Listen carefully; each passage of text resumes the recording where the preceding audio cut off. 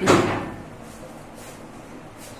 देखिए बच्चों, यहाँ पे जो है ड्यूअल नेचर का हम बात कर रहे थे फर्स्ट वीडियो में। तो वहां पे देखिए आपको ये जो है ड्यूअल नेचर, लाइट के पास में दोनों नेचर होता है, पार्टिकल का भी नेचर होता है और वेव का भी नेचर होता है। कहीं कहीं लाइट का जो होता है पार्टिकल कैरेक्टर का नेचर सही है, आपको किसी थ्योरी में सही होता है, तो वेव कैरेक्टर का आपको वहां पे हो भी सकता है, नहीं हो सकता है सही। और कहीं पे ऐसा देखा गया है कि लाइट के पास में वेव कैरेक्टर है जबकि पार्टिकल कैरेक्टर आपको नहीं है। जैसे देखिए एग्जांपल, इंटरफेरेंस, डिफ्रैक्शन, पोलराइजेशन, ये सब शो करता है कि लाइट के पास में कौन सा नेचर है, आपको वेव का नेचर है, पार्टिकल का नेचर नहीं है। जबकि फोटो इलेक्ट्रिक इफेक्ट ये शो करता है कि लाइट के पास में ये वेव का नेचर नहीं है बल्कि पार्टिकल का नेचर है। ठीक है, कहने का मतलब ये है कि कहीं कहीं लाइट के पास में पार्टिकल सही कैरेक्टर सही है और कहीं के लाइट के पास में वेव कैरेक्टर सही है। तो अभी जो होता है इसीलिए बोला जाता है कि लाइट के पास में ड्यूअल नेचर होता है, पार्टिकल का भी नेचर होता है और साथ में वेव का भी नेचर होता है।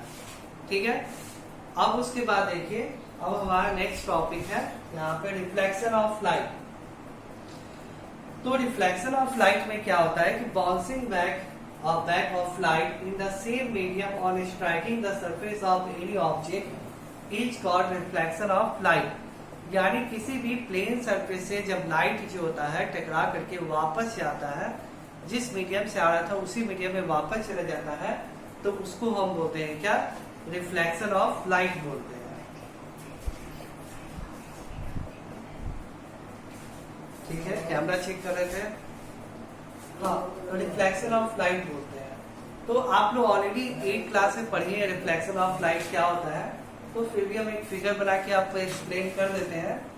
देखिए ये आपका जो होता है, ये फिगर आप, ये क्या है आपका, ये जो होता है ये आपका ग्लास है।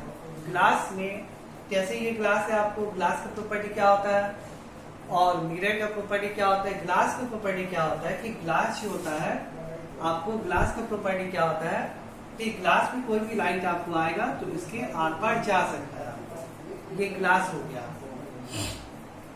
जबकि ये मिरर रहेगा तो इसकी लाइट इसके आर पार आपको नहीं जा पाएगा। लेकिन हम लोग चाहे तो ग्लास से मिरर में कन्वर्ट कर सकते हैं। तो अभी हम लोग इसको इस ग्लास को हम लोग क्या करेंगे, मिरर में कन्वर्ट करेंगे। ग्लास है, इसको हम लोग मिरर में कन्वर्ट करेंगे। कैसे करेंगे कन्वर्ट, ये जो ग्लास है इसको हम क्या करते हैं, आपको सिल्वर कोटिंग करते हैं। सिल्वर कोटिंग मतलब क्या होता है कि स्पेशल पेंट होता है, उससे हम इसको पेंट करते हैं, इसको बोलते हैं सिल्वर कोटिंग। यहाँ पे इसको हम सिल्वर कोटिंग कर दिए। अब इस सिल्वर कोटिंग करने के बाद ये क्या बन जाता है, ग्लास आपको मिरर बन जाता है और ये मिरर के ऊपर कोई भी लाइट फॉल करेगा तो इस लाइट को रिफ्लेक्ट करेगा। कैसे, इसको देखिए, ये लाइट जो होता है किसी सोर्स से आपको आ रहा है, ये इस सरफेस पे टकराया और टकरा करके वापस इधर चला गया, तो इसको हम बोलते हैं, ये क्या हो रहा है, लाइट इसको फेनोमेना को बोलते हैं क्या, रिफ्लेक्शन ऑफ लाइट। यानी सिंपली बात है कि लाइट जो होता है किसी भी सोर्स से आपको आ रहा है, इस सरफेस से टकरा के वापस जो होता है अपने मीडियम जहां से आया था उसी मीडियम में वापस चला जाए, तो इसको हम बोलते हैं क्या, रिफ्लेक्शन ऑफ लाइट बोलते हैं। तो ये लाइट का रिफ्लेक्शन हो गया, यानी ये लाइट यहाँ पे आ रहा है और ये लाइट यहाँ से टकरा के यहाँ पे जा रहा है। तो सारे लाइट का नाम क्या होगा, तो देखिए इसको बोलते हैं इंसिडेंट रे। ये आपको हो गया इंसिडेंट रे। यानी इंसिडेंट रे किसे बोलते हैं कि सिंपली बात है कि light coming from any type of source, ठीक है ना, इज कॉल्ड इंसिडेंट रे। यदि कोई भी लाइट किसी भी लुमिनस ऑब्जेक्ट से आपको आ रहा है और उस किसी सरफेस के ऊपर फॉल करता है, तो उस रे ऑफ लाइट को बोलते हैं क्या, इंसिडेंट रे। और उस सरफेस से टकरा के जब लाइट वापस जाता है तो उसको बोलते हैं क्या, रिफ्लेक्टेड रे।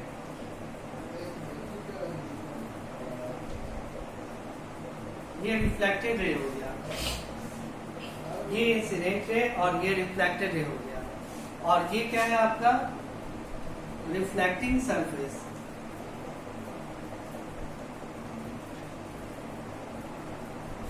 ये रिफ्लेक्टिंग सरफेस हो गया, ठीक है। अब हम यहाँ पे एक नॉर्मल ड्रॉ करेंगे। नॉर्मल का मतलब क्या होता है कहीं पे भी नॉर्मल बोले तो बस उसका मतलब यही होता है, ये मत सोचिए कि इस दोनों के बीच में जो लाइन खींची है उसको नॉर्मल बोलेंगे। ऐसे आप नॉर्मल को मत सोचिए, आप ये बोलिए, सोचिए कि नॉर्मल किसी भी सरफेस के ऊपर में अगर कोई परपेंडिकुलर डालते हैं तो उसको हम नॉर्मल बोलते हैं। नॉर्मल को इंसिडेंट रे और रिफ्लेक्टेड रे से कोई मतलब नहीं होता है। आपको सिर्फ ये प्लेन सरफेस है ना, आगे चल के आपको जो होता है कर्व सरफेस पे भी नॉर्मल खींचना पड़ेगा। तो नॉर्मल का एक ही कॉन्सेप्ट होता है, किसी भी सरफेस के ऊपर, जिस भी सरफेस के ऊपर नॉर्मल खींच रहे हैं तो वो सरफेस के साथ वो नॉर्मल 90 डिग्री एंगल फॉर्म करना चाहिए। जैसे यहाँ पे ये खींच रहे हैं, ये जो आपको नॉर्मल है ये इस सरफेस के साथ में देखिए 90 डिग्री एंगल फॉर्म कर रहा है, इसको हम बोलेंगे क्या, नॉर्मल। ये आपको हो गया नॉर्मल। अब उसके बाद देखिए ये जो एंगल है ये इंसिडेंट रे और नॉर्मल के बीच जो एंगल बनता है उसको बोलते हैं आई से डिनोट करते हैं, और उसके बाद नॉर्मल और रिफ्लेक्टेड रे के बीच में जो एंगल बनता है उसको हम लोग इससे डिनोट करते हैं, ठीक है ना, आई, ठीक है ना। और उसके बाद इसको हम जे से डिनोट कर देते हैं, या फिर आर से भी कर सकते हैं, आर से करते हैं, आर कॉमन चलता है, ठीक है। तो यहाँ पे जो है आई हो गया और ये हो गया क्या, आर। अब ये देखिए आपको ये आई किसे बोलते हैं, आई जो हो गया मतलब हो गया एंगल ऑफ इंसिडेंट, और आर क्या हो गया, एंगल ऑफ इंसिडेंट और एंगल ऑफ रिफ्लेक्शन। तो पहली बात है, अगर आपसे ये देखिए डिफिनेशन है, ये सब तो आपको 10th क्लास में याद करना नहीं है सबका आपको, तो लेकिन याद रखना जरूरी है आपको, ठीक है ना। एग्जाम में नहीं पूछेगा, मैं कहने का मतलब ये है, लेकिन ये सब बेसिक चीजें तो आपको याद रखना जरूरी है। तो आपसे कोई पूछेगा व्हाट इज आपको एंगल ऑफ इंसिडेंट, तो angle between incident ray and normal is called angle of incident, and angle between normal and reflected ray is called angle of reflection, ठीक है। तो angle of incident, angle of reflection हो गया। तो अब हम बात करते हैं क्या, law of reflection of light. Camera check कर लेते हैं इस पर।